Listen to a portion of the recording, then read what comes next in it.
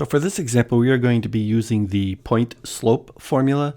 And the point slope formula is exactly as it sounds. There's a point and there's a slope that's going to be given so that we can come up with the equation of the line. So we have here determine the slope-intercept form and the standard equation of the line with the slope m is equal to 3/2. So here's our slope for the slope portion and containing the point -1, 2, thus the idea of the point slope.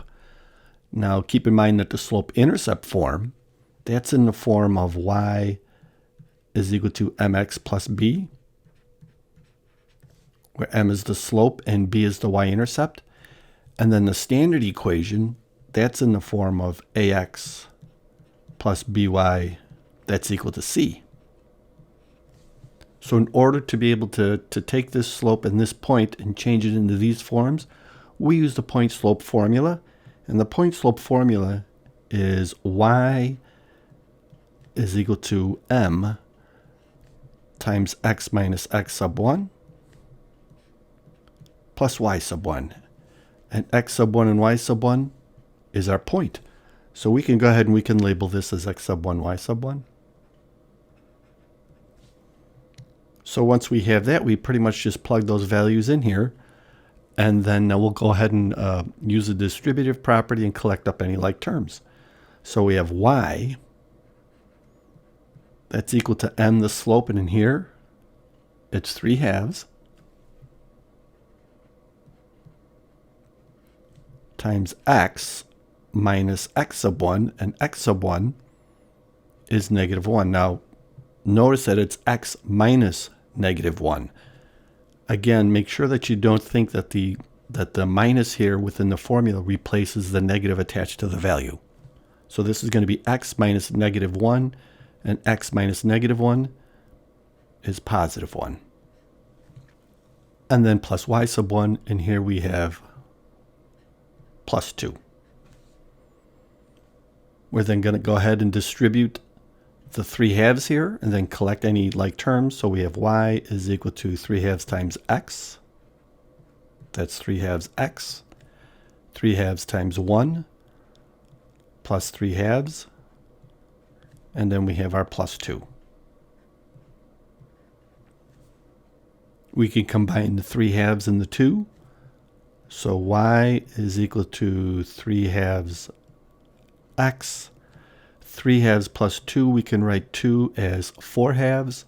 3/2 plus 4/2, that's 7/2.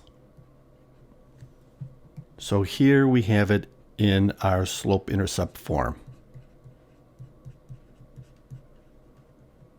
You can see that the slope is 3/2 and the y-intercept is 7/2. And it's best to leave it in fractional form like this. Now to convert this, y is equal to 3/2 x plus 7/2. To convert this into our standard equation, ax plus by is equal to c, we'll get rid of our 2, our fraction here. So I'm going to multiply the entire equation by 2, or you can multiply either side by 2. I like to do the whole thing. And don't forget that this 2 is then distributed to every term with inside the parentheses here. So 2 times y, that's 2y. 2 times 3/2 x. The 2's are going to cancel each other.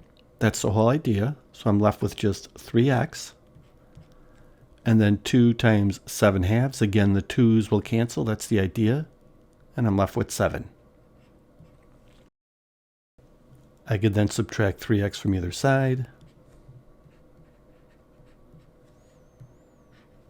I then have -3x plus 2y. That's equal to, obviously, the 3x's are going to cancel here, equal to 7. Now, traditionally, or it's kind of grammatically correct to have the leading coefficient be positive rather than negative. So we can go ahead and we can factor in a negative just like we did here. We factored in a 2 to get rid of our denominator here. We'll factor in a -1. And we'll distribute that. -1 times -3x, that's 3x. Negative 1 times 2y, that's negative 2y. And negative 1 times 7, that's negative 7. Or in other words, we wind up switching all the signs in front of each term. But this is what it would look like in standard form. So we have this equation, linear equation that goes through the point negative 1, 2 with a slope of 3/2. In slope-intercept form, it's y is equal to 3/2 x plus 7/2. And in standard form, standard equation, 3x minus 2y is equal to negative 7. And there we go.